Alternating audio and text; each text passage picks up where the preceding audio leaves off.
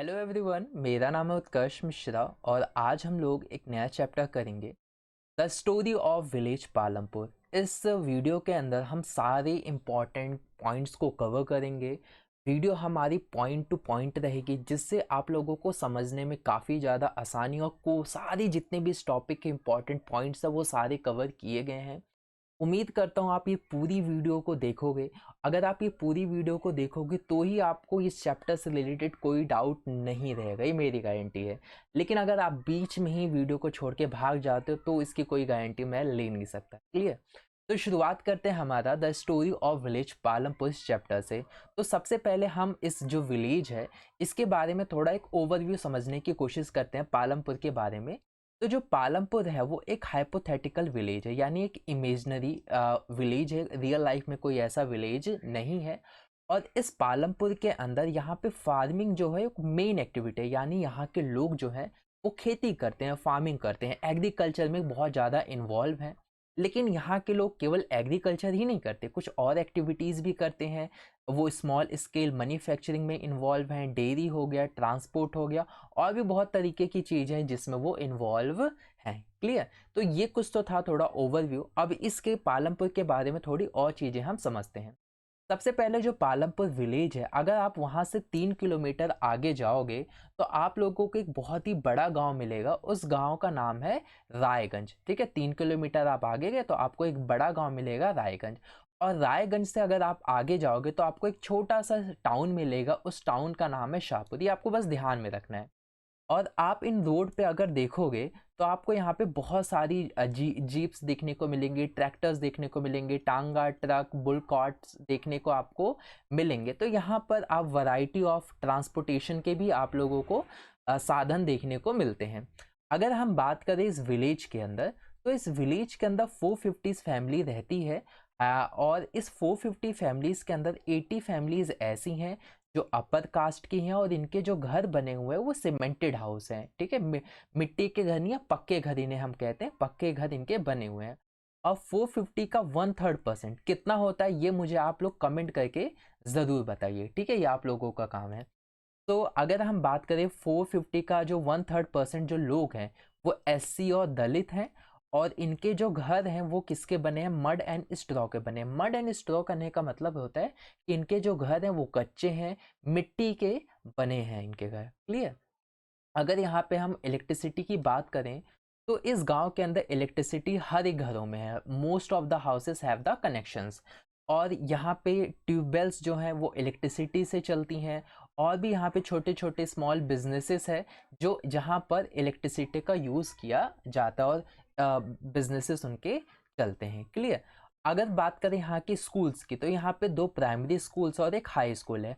आप लोगों को मुझे कमेंट करके बताना है कि प्राइमरी स्कूल अप टू कितने लेवल तक के होते हैं और हाई स्कूल कितने लेवल तक के होते हैं। क्या 12 तक का होता है, 10 तक का होता है?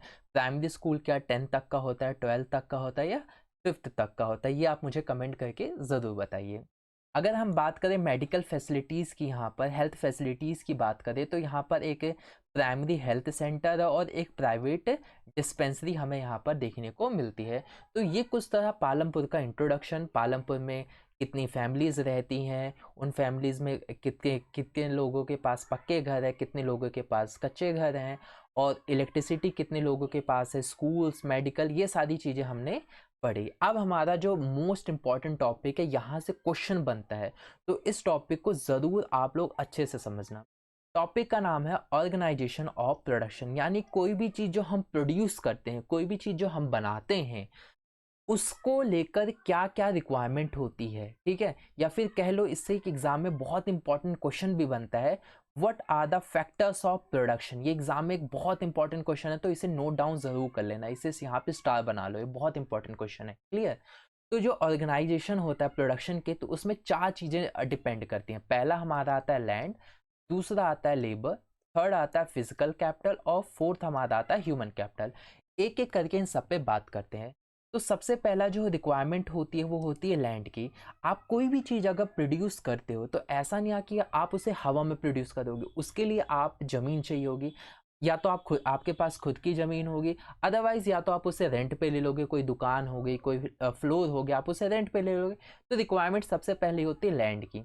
दूसरी जो हमें रिक्वायरमेंट की ज़रूरत पड़ती है वो होती है लेबर की, क्योंकि अगर आप कोई फैक्ट्री खोल रहे हो तो आप लोगों को वहाँ पे लेबर की रिक्वायरमेंट तो होगी ना, जो आपके वहाँ पर आके काम करेंगे। थर्ड हमारी रिक्वायरमेंट होती है फिजिकल कैपिटल की, और ये जो फिजिकल कैपिटल है वो दो पार्ट्स में डिवाइड किया गया है। पहला आता है फिक्स्ड कैपिटल और दूसरा होता है वर्किंग कैपिटल। तो अगर हम बात करें फिक्स्ड कैपिटल की, तो ये होते हैं कंप्यूटर, टूल्स और मशीन्स। और वर्किंग कैपिटल जो होती है रॉ मटेरियल। क्लियर। अब ये थोड़ा इसको मैं और एक्सप्लेन करता हूँ फिक्स्ड और वर्किंग कैपिटल को आप लोगों के लिए। तो जो फिक्स कैपिटल ऐसे कैपिटल होते हैं जिन पर एक बार पैसा इन्वेस्ट करना पड़ता है, बार बार पैसा इन्वेस्ट करने की ज़रूरत नहीं होती। लेकिन वर्किंग कैपिटल उनको कहते हैं जिनमें हमें बार बार पैसा इन्वेस्ट करना पड़ता है। फॉर एग्जांपल जैसे कि मैंने एक मशीन खरीदी, ठीक है। वो मशीन क्या करता है, कपड़े बनाता है। अब क्या हुआ, यहाँ पर जो मशीन है वो क्या है, फिक्स कैपिटल है। और जो वहाँ पे जो कपड़े बन रहे हैं वो क्या होगा, हमारा एक वर्किंग कैपिटल होगा। क्यों? क्योंकि एक बार कपड़े बनकर जब तैयार होकर मार्केट में चले जाएंगे तो मेरे को नए कपड़े बनाने के लिए अगेन मुझे मार्केट से कपड़ा खरीदना पड़ेगा। क्लियर। और फिर मैं उसको प्रोडक्ट वगैरह बना के आगे सेल करूंगा। लेकिन दोबारा मैं मशीन नहीं खरीदूंगा, क्योंकि मशीन तो मैंने एक बार पैसा इन्वेस्ट कर दिया है। क्लियर। तो ये थोड़ा सा डिफरेंस है फिक्स कैपिटल में वर्किंग कैपिटल में। फिक्स कैपिटल में पैसा एक बार लगता है, वर्किंग कैपिटल में आपको टाइम टू टाइम पैसा लगाना पड़ता है। जैसे कि एग्जांपल है इसका रॉ मटेरियल। क्लियर। और हमारा फोर्थ पॉइंट आता है, वो होता है ह्यूमन कैपिटल। ह्यूमन कैपिटल क्या होता है कि जो इन सारी चीज़ों को कंबाइंड करके चलता है, जो अपना बिजनेस, अपना दिमाग वगैरह लगा के इन सारी चीज़ों को डिस्ट्रीब्यूट करता है, इन सारी चीज़ों को मैनेज करता है, वो होता है ह्यूमन कैपिटल। हमें लोग भी तो चाहिए ना, जो इन सारी चीज़ों को ऑर्गेनाइज करें, इन सारी चीज़ों को अच्छे से टाइम टू टाइम देखते रहें, और हमारे जो प्रोडक्शन है उसको मैनेज करे, इन्हेंस करे, मार्केट में सेल करे। वो लोग आ जाते हैं ह्यूमन कैपिटल। अब जैसे यहाँ पर आप लोगों को एक फ़ोटो दिख रही होगी, इस फोटो के अंदर अगर हम देखें तो यहाँ पर हमें आप लोगों को ये कमेंट करके बताना है, फिर मैं ही आप लोगों को बता देता हूँ कि यहाँ पर क्या होगा। जैसे कि फॉर एग्जांपल यहाँ पे सबसे पहले हमें ये मशीन दिख रही है, तो मशीन किस में आएगा, मशीन हमारा आएगा फिक्स कैपिटल में। Very good. और यहाँ पर अगर हम ये देखें धागा, यार्न जिसे हम कहा जाता है, तो ये raw material as a work हो रहा है यहाँ पे। तो रॉ मटेरियल क्या है यहाँ पर, वर्किंग कैपिटल। अब यहाँ पे एक पर्सन है जो कि काम कर रहा है, तो ये जो पर्सन है वो काम कर रहा है, वो किस में आएगा, ह्यूमन कैपिटल में आएगा कि लेबर में आएगा। करेक्ट। ये आएगा हमारा लेबर के अंदर। क्लियर। और जो इन सारी चीजों को जो मैनेज कर रहा होगा वो कौन होगा, ह्यूमन कैपिटल। क्रिएट है। नेक्स्ट टॉपिक है हमारा farming in Palampur. Farming in Palampur का जो सबसे पहला टॉपिक है वो टॉपिक है लैंड इज फिक्स। इसमें क्या बताया जा रहा है कि जो पालमपुर की जो जितनी मान लेते हैं हमारी बॉक्स है जो मैंने बना रखा है, पालमपुर के अंदर इतनी ज़मीन है। इस ज़मीन के अंदर क्या होता है कि 75% ऑफ जो फार्मर्स हैं वो डिपेंड है किस पे, फार्मिंग पे ही डिपेंड है, कि फार्मिंग होगी तो ही उनका घर चलेगा। मतलब फार्मिंग वो एज अ मेन एक्टिविटी करते हैं। अब दूसरा इस टॉपिक के अंदर एक चीज़ और बताई गई कि फॉर एग्जांपल उनके पास इतनी ज़मीन थी, ठीक है। वो इतनी ज़मीन पे वर्क किया करते थे, पहले खेती वगैरह किया करते थे। तो अब उनके ऊपर उनको लगा कि अब इससे काम वगैरह हो नहीं रहा, तो उनके पास जो बाकी की रेस्ट जमीन पड़ी हुई थी उसको भी, वहां पे जो घास फूस उगे थे उसको काट पीट के अब यहाँ पर भी वो पूरे इतने इलाकों में खेती वो करने लगे। अब क्या हो चुका है, ये जमीन इनकी अब एक्सपेंड नहीं की जा सकती, पहले तो एक्सपेंड हो चुकी है। पहले उनके पास इतनी जमीन थी, अब उसे उन लोगों ने एक्सपेंड करके इसको इतना और कर लिया। तो अब इनके पास कोई और चारा नहीं है उसको एक्सपेंड करने के लिए। तो यही दूसरा पॉइंट बता रहा है, expanded now there is no scope of expansion, कि अब इनके पास जो जमीन है उसको एक्सपेंशन नहीं किया जा सकता, उसको बढ़ाया नहीं जा सकता, क्योंकि इन लोगों ने पहले ही ऑलरेडी अपनी ज़मीन जो थी वो बढ़ा ली है। क्यों? क्योंकि पहले वहाँ काम नहीं करते थे, अब काम करने लगे हैं। तो एक चीज़ आती है हमें समझ में कि is there a way of one can grow more the same land, कि क्या कोई तरीका है कि उसी ज़मीन पर हम ज़्यादा से ज़्यादा खेती कर पाएँ, ज़्यादा से ज़्यादा प्रोडक्शन कर पाएँ। तो इसका सलूशन निकलता है मल्टी क्रॉपिंग, एक तरीका है जिससे आप कर सकते हो। मल्टी क्रॉपिंग क्या होता है कि एक ही साल के अंदर आप मल्टीपल क्रॉप को ग्रो करते हो, तो that is multiple cropping. Again मैंने क्या कहा कि एक साल के अंदर अगर आप मल्टीपल क्रॉप्स को ग्रो करते हो, इसे ही मल्टीपल क्रॉपिंग कहा जाता है। जैसे कि एग्जांपल है जैसे रेनी सीज़न होता है, तो रेनी सीज़न जो होता है उसे हम खरीफ सीज़न भी कहते हैं। यहाँ पर ज्वार और बाजरा ग्रो कर दिया जाता है, एक फसल हो गई, एक क्रॉप हो गया। फिर अक्टूबर से दिसंबर का टाइम आता है तो ये लोग व्हीट ग्रो कर लेते हैं, और इस बीच में जो इनको गैप मिलता है उसके अंदर ये शुगर कैन, पोटैटो और भी ग्रो कर लेते हैं, ठीक है। तो यहाँ पर आप ये देख सकते हो कि एक ही साल के अंदर इन लोगों ने कितनी फसल ग्रो कर ली है, 3 फसल ग्रो कर ली है। तो दैट इज़ मल्टीपल क्रॉपिंग। अगर सिंगल क्रॉपिंग कह सकते हो ये होता है कि जब ये लोग एक साल के अंदर केवल एक ही फसल ग्रो करते।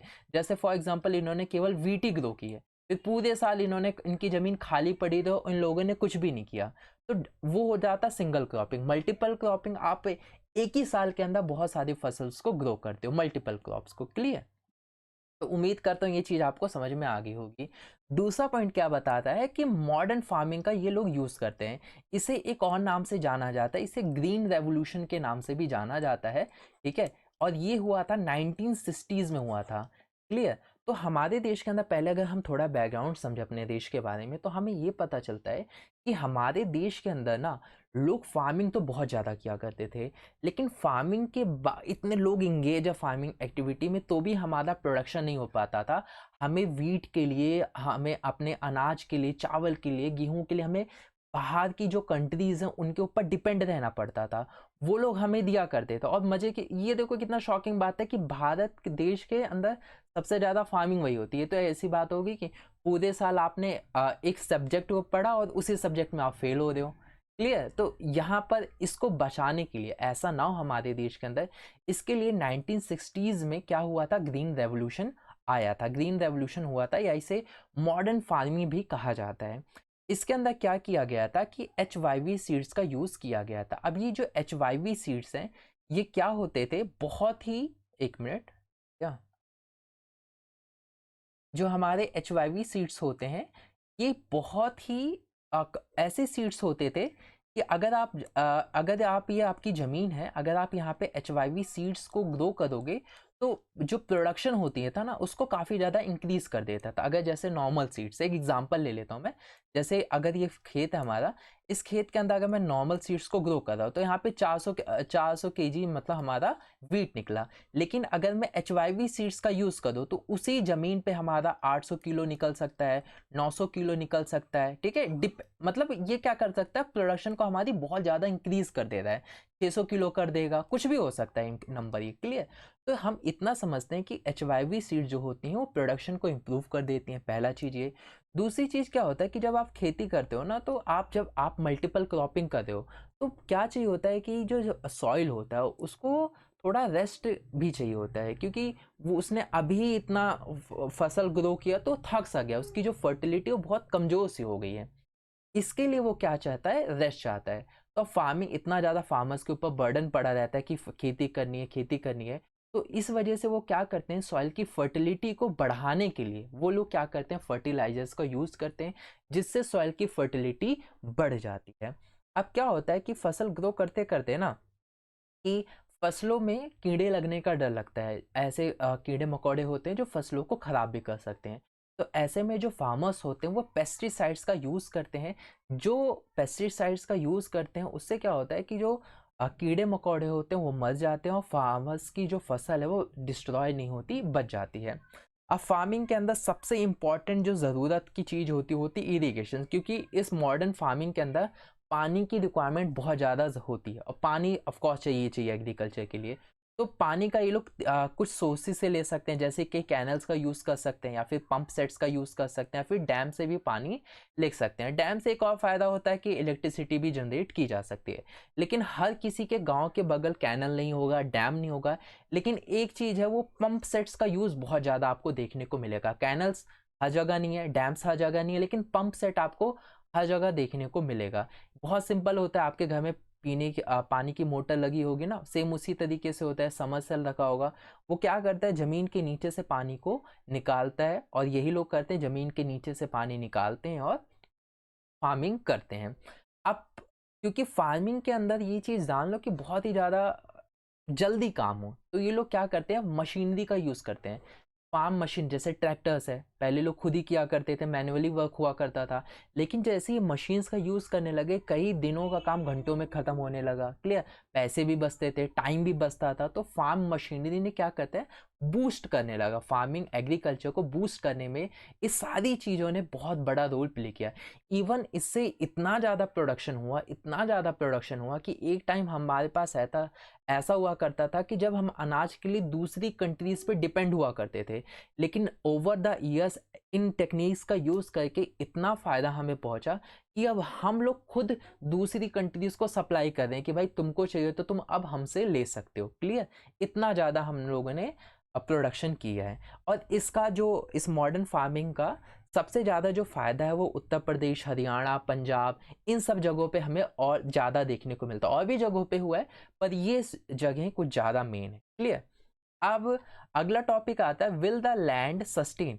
क्योंकि जमीन के ऊपर इतना ज़्यादा एक्सपेरिमेंट किया जा रहा है, इतना ऊपर बर्डन है, मल्टीपल क्रॉपिंग की जा रही है, फिर टाइम टू टाइम उसे इतना क्रॉप ग्रो किया जा रहा है, तो सवाल आता है कि क्या लैंड जो है वो सस्टेन कर पाएगी, क्या जो ज़मीन है वो सॉइल बर्डन सह पाएगी। तो हो भी ऐसा रहा है कि प्रॉब्लम हो रही है। पहली प्रॉब्लम आ रही है, सॉइल की फर्टिलिटी डिक्रीज हो रही है। अब सॉइल जो नेचुरल सॉइल की फर्टिलिटी है वो उसमें कमी आ जा रही है, क्योंकि जो फार्मर्स हैं वो टाइम नहीं देते सॉइल को कि उसको वो क्या अपने आप इंक्रीज हो जाए, उसकी फर्टिलिटी नेचुरली ग्रो हो। वो लोग क्या करते हैं कि फर्टिलाइजर्स का यूज़ करके मैनुअली उसको ग्रो करने की कोशिश करते हैं। तो इससे क्या हो रहा है, जो सॉइल की खुद की फर्टिलिटी है वो डिक्रीज हो रही है। वाटर लेवल कम हो जा रहा है, क्योंकि वाटर लेवल क्यों कम हो रहा है, क्योंकि पानी की रिक्वायरमेंट है। पानी पानी वो कहाँ है, डैम्स हर जगह नहीं है, कैनल्स हर जगह नहीं है। तो वो लोग क्या कर रहे हैं, जमीन के नीचे से पानी निकाल रहे हैं। तो जमीन के नीचे से तो पानी निकाल रहे हैं, इससे पानी लेवल कम हो जाता है। लेकिन अगर कोई रेन वाटर हार्वेस्टिंग नहीं कर रहा, अगर रेन वाटर को हार्वेस्ट करो तो मेंटेन, जैसे आप निकाल रहे हो तो वापस अगर पानी जमीन के नीचे जा भी रहा है तो हो जाएगा, दिक्कत की कोई बात नहीं। लेकिन रेन वाटर हार्वेस्टिंग कर कौन रहा है, बहुत बहुत कम हो रहा है। पानी सब लोग निकाल रहे हैं, रेन वाटर हार्वेस्टिंग बहुत ही इक्के दुक्के बहुत ही कम लोग कर रहे हैं। तो ये प्रॉब्लम है। तो ये कुछ हमारी प्रॉब्लम्स है। अगला पॉइंट आता है, how is land distributed between the farmers of Palampur, की पालमपुर के अंदर जो ज़मीन हमें देखने को मिलती है वो किस तरीके से डिस्ट्रीब्यूटेड है। स्टार्टिंग में हमने पढ़ा था कि 450 फैमिलीज है, ठीक है। और 450 का 1/3 कितना होता है, उम्मीद कर दो कमेंट किए होंगे, वैसे 1/3 होता है 150। क्लियर? तो 450 फैमिलीज के अंदर 150 लोग ऐसे हैं या 1/3 लोग ऐसे हैं जिनके पास कोई भी जमीन नहीं है। ये चीज ध्यान रखना, इनके पास कोई भी जमीन नहीं है। और ये ज्यादातर कौन है, ये दलित हैं। दलित उस गांव के अंदर ऐसे हैं जिनके पास ज्यादा जमीन नहीं है। 240 फैमिलीज ऐसी हैं जिनके पास 2 हेक्टेयर से भी कम की जमीन है। 60 फैमिलीज ऐसी हैं जिनके पास 2 हेक्टेयर से ज़्यादा की ज़मीन है। इन्हें आप मीडियम या फिर लार्ज फार्मर्स आप कह सकते हो। कुछ फार्मर्स तो ऐसे भी हैं जिनके पास 10 हेक्टेयर से भी ज़्यादा की ज़मीन है। क्लियर?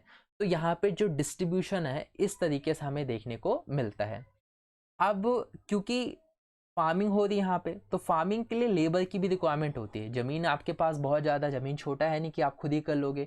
जो लार्ज फार्मर्स है, जो मीडियम फार्मर्स है, उनको क्या चाहिए, उनको चाहिए कि उनको लेबर की रिक्वायरमेंट है, क्योंकि खुद अकेले काम नहीं कर पाएंगे। क्लियर? तो ऐसे में जो जिनके पास ज़मीन नहीं है वही लोग क्या है यहाँ पर लेबर है। क्या? जिनके पास ज़मीन है उनको, तो क्योंकि तुम्हारे पास ज़मीन नहीं है तुम क्या करोगे, फिर तुम किसी के दूसरे फार्म पे काम करोगे। तो जो मीडियम और जो लार्ज फार्मर्स है उन्हीं को रिक्वायरमेंट है लेबर की। और ये लेबर क्या करते हैं, जो इनको पेमेंट मिलती है या तो वेजेस के रूप में मिल सकती है, क्रॉप के रूप में। जैसे मैं पैसा दे दूंगा, कोई फार्मर कह देगा कि मैं तुमको इतने रुपए दे दूंगा, या फिर क्रॉप के ऊपर डील हो जाएगी कि मैं तुमको 1 बोरी अनाज दे दूंगा, 2 बोरी अनाज दे दूंगा, तुम मेरे यहाँ पे काम कर लो। ये जो भी इनका डील रहे, ठीक है। अब यहाँ पे region to region wages vary करता है। उत्तर प्रदेश, हरियाणा, पंजाब, इन तीनों के अंदर आप वेजेस की बात करोगे तो हर जगह लेबर की जो वेज होगा वो अलग होगा। कोई कहीं पे 60 रुपये होगा, 60 तो बहुत कम बोल दिया मैंने, कहीं पे 180 रुपये होगा, कहीं पे 200 होगा। इस हिसाब से अलग अलग जगह अलग अलग है। दूसरी चीज़, ये क्रॉप टू क्रॉप वेरी करता है। क्रॉप टू क्रॉप वेरी करते हैं, कहने का मतलब अगर एक दूसरे टाइप की क्रॉप है तो उसका अलग चार्ज रहेगा, एक दूसरे टाइप की क्रॉप है तो अलग, जैसे गेहूं है तो उसका अलग रेट रहेगा, गन्ना है तो गन्ने का अलग रेट रहेगा। तो ये क्रॉप टू क्रॉप वेरी करता है। कभी कभी क्या होता है, जो लेबर्स होते हैं उनको फूड भी प्रोवाइड किया था। फूड मतलब ये सैलरी के रूप में नहीं होता, ये ऐसा जैसे कि आपके यहाँ पे जो लार्ज फार्मर्स हैं उनके यहाँ पे दिन रात बेचारे लेबर्स हैं वो काम कर रहे होते हैं, तो लार्ज फार्मर्स इनको फूड एज अ मानवता के नाते इनको फूड प्रोवाइड कर देते हैं। ठीक है, पूरे दिन मेरे यहाँ मेरे खेत में काम किया तो खा पी लो, ऐसा ही लोग दे देते हैं। ठीक है, अगर हम बात करें लेबर्स की तो लेबर्स दो तरीके हो सकते हैं, या तो शॉर्ट टर्म के लिए या तो लॉन्ग टर्म के लिए। शॉर्ट टर्म और लॉन्ग टर्म का मतलब क्या होता है कि जैसे एक लेबर है, एक पर्सन है, तो उसने कहा कि तुम मेरे यहाँ पे 10 दिन के लिए काम कर लो केवल, और जितना होगा मैं तुम्हें दे दूंगा। लॉन्ग टर्म का मतलब मैं कह दूंगा तुम्हें मेरे यहाँ पूरे साल काम करना है, पूरे 6 महीने काम करना है, ऐसा इस टाइप से। तो ये शॉर्ट और लॉन्ग पीरियड का इनका हिसाब किताब है। अगर आपको वेजेस के डेटा देखना है तो आप इसको देख सकते हो, आपके बुक्स में बना है, क्योंकि वेजेस का डाटा चेंज होता रहता है, हर साल बदलता रहता है, तो आप उसको देख लेना। आपको रीसेंट डेटा क्या है आप मुझे कमेंट करके बता सकते हो कि 2023 में सर अभी लेबर का वेज इतना चल रहा है। वैसे वेरी करेगा, पंजाब में रहो, पंजाब से अगर वीडियो देख लो तो अलग रहेगा, हरियाणा से देखते हो अलग, पंजाब कई मतलब स्टेट टू स्टेट ये वेरी करता रहेगा।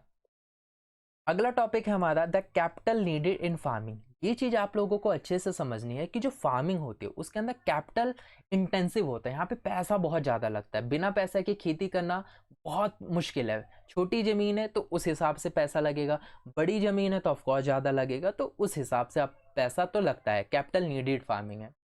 तो अब सवाल ये उठता है कि जो स्मॉल फार्मर्स है उनको पैसा कैसे मिलता है, और जो मीडियम या फिर जो लार्ज फार्मर्स है उनकी पैसों की रिक्वायरमेंट कैसे होती है। तो जो स्मॉल फार्मर्स है वो लार्ज फार्मर्स, मनी लैंडर्स या ट्रेडर से पैसा उधार लेते हैं। किससे? लार्ज फार्मर्स, मनी लैंडर्स या ट्रेडर से पैसा उधार लेते हैं, और जब स्मॉल फार्मर्स की क्रॉप तैयार हो जाती है तो जो इनको पैसा मिलता है तो इनको वापस कर देते हैं। लेकिन यहाँ ये बात ध्यान में रखना है आप लोगों को कि ये लोग ना डेप्ट बहुत ज्यादा, इंटरेस्ट जो लगता है ना बहुत ज्यादा चार्ज करते हैं आप लोगों पे। क्लियर? जो स्मॉल फार्मर्स अगर लार्ज फार्मर्स के पास जाएगा पैसे लेने के लिए तो ये कहेगा भाई पैसा तो मैं दे दूंगा, लेकिन इस पे जो इंटरेस्ट होगा वो बहुत ही ज्यादा हाई होता है। ये चीज ध्यान में रखना आप लोगों को। अगर हम बात करें मीडियम और लार्ज फार्मर्स की, तो ये जो मीडियम और लार्ज फार्मर्स है इनके पास या तो सेविंग्स होते हैं, इनके पास पैसे होते हैं जो इन्होंने बैंक में सेव करके रखे हैं, उससे ही खेती करते हैं, या फिर ये बैंक से ही लोन ले सकते हैं। ठीक है, क्योंकि लार्ज फार्मर्स है तो बैंक वाले स्मॉल फार्मर के कंपैरिजन में इनको लोन बहुत जल्दी दे देते हैं। क्लियर?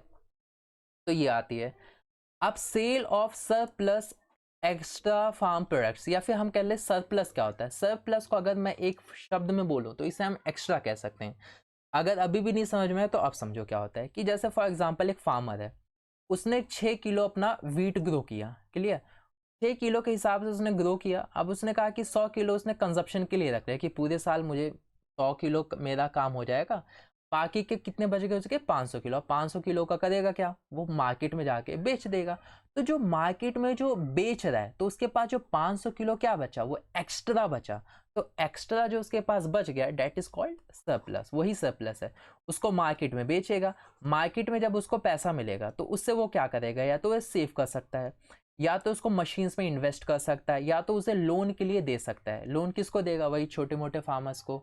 क्लियर? लेकिन अगर हम बात करें यहाँ पे तो लार्ज फार्मर्स की बात होगी, लेकिन जो छोटा फार्मर होता है उसके पास ना पहली चीज जमीन का टुकड़ा बहुत छोटा होता है, जमीन का हिस्सा बहुत ज्यादा छोटा होता है, प्रोडक्शन उसमें कम निकलती है, मार्केट अपने फिर अपने हिस्से अपने लिए भी कुछ हिस्सा रखेगा, फिर मार्केट में जो बेचता है ना बहुत थोड़ा सा बिकता है, तो उस थोड़े से बिकने में वो सेव नहीं कर पाता, उसका उतना तो दिन का खर्चा हो जाता है। मतलब ना कहता है कि सेव का बचता ही नहीं उसके पास, फिर वो लोन भी लिया रहता है, उसे लोन भी चुकाना रहता है। तो इस हिसाब से इनका चलता रहता है। लेकिन लार्ज फार्मर्स के पास बल्क में पैसा जाता है और बल्क में पैसा आता है, इन लोगों के पास बहुत कम पैसा आता है, तो ये प्रॉब्लम हो जाती है इनके पास। ये तो रही पालमपुर के अंदर फार्मिंग एक्टिविटीज की बात। नेक्स्ट टॉपिक हमारा बात है नॉन फार्म एक्टिविटी, जो फार्मिंग से रिलेटेड एक्टिविटी नहीं है वो पालमपुर के अंदर कौन कौन सी है।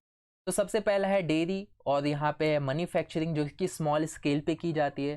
ठीक है, स्मॉल स्केल पे मतलब बहुत ही छोटे छोटे घरों घरों में की जाती है, 2-4 लोग इंगेज है, डेट इज बस इतना ही। यहाँ पे शॉपकीपर्स भी हैं पालमपुर के अंदर, जैसे जो दूध दही मिर्च मसाला ये सब बेचते हैं। ठीक है, छोटे से और ट्रांसपोर्टेशन भी यहाँ पे काफ़ी ज़्यादा हो रहा है, जैसे कोई जीप चला रहा है, ट्रैक्टर चला रहा है, किसी के पास ट्रैक्टर है तो वो दूसरे के खेतों में जाके काम कर रहा है, पैसे ले रहा है, ट्रक चला के सर्विसेज अपनी दे रहा है। तो इस तरीके की नॉन फार्मिंग एक्टिविटीज़ भी होती है पालमपुर के अंदर। तो ये रहा हमारा पूरा चैप्टर कंप्लीट। इसके अंदर ये जो नॉन फार्म एक्टिविटीज़ है इनको ज़रूर पढ़ लेना, क्योंकि ये बहुत इंपॉर्टेंट एग्जाम में पूछा जाता है, ये तो डेफिनेटली पूछा जाता है। क्लियर? इससे रिलेटेड और भी इंपॉर्टेंट वीडियो बनेंगी जो जहाँ पे मैं इंपॉर्टेंट क्वेश्चन आंसर्स को डिस्कस करूँगा, इंपॉर्टेंट टॉपिक्स को डिस्कस। चैनल पे नए हो तो सब्सक्राइब करना तो बनता है आप लोगों का, और ऐसे ही वीडियोस के लिए आप हमारे चैनल को सब्सक्राइब करिए। दूसरे चैनल हम मतलब जो दूसरे वीडियोस हैं उनको भी ज़रूर देखिए। ठीक है, मिलते हैं आप लोगों से नेक्स्ट वीडियो में, तब तक के लिए बाय बाय।